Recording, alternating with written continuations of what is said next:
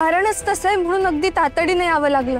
सखूची आजी। अगं बाई गेल्या की काय? अहो नाही, असं अभद्र बोलू नका। सखूची आजी खूप आजारी आहे। सखूला भेटायचा अगदी ध्यास घेतलाय त्यांनी। ग्लानीतही सखू सखू असाच घोषा लावलाय। म्हणून तुम्हाला विनंती करून सखूला 2 दिवस माहेरी नेता यावं त्यासाठी आले मी।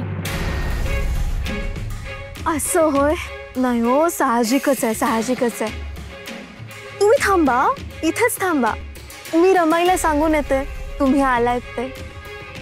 थांबा हा, आलेच।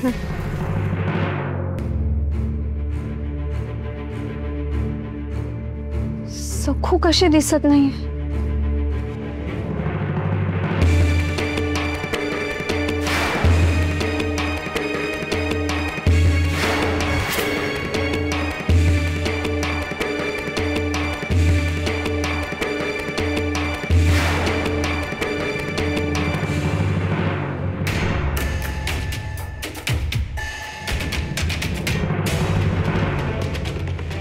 काय जाऊ बाई, सखूने खाल्ल्याशिवाय तुमच्या घशाखाली घासच उतरत नाही का?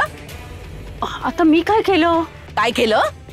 मगाशी सखूला नदीवर पाठवत होते पाणी आणायला, तेव्हा मुद्दाम न्याहारीचा विषय काढलात। काय म्हणे? तर न्याहारी बाईची अजून सखूची झाकून ठेवले, खाऊन जाऊ दे का? मला ते तसं नव्हतं म्हणायचं। मला अजिबात आवडलेलं नाहीये ते। शेवटचं सांगतेय तुम्हाला, बजावतेय। रमाई रमाई रमाई रमाई, अगं अगं काय झालं? काय कुठे आग लागली का? अगं आगच लागलीये।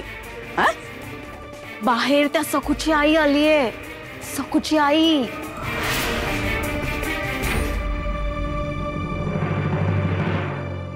हे लोचट माणसं आहेत। मंगळागौरीसाठी निमंत्रण दिलं नाही त्यावरून सुद्धा यांना समजत नाही का?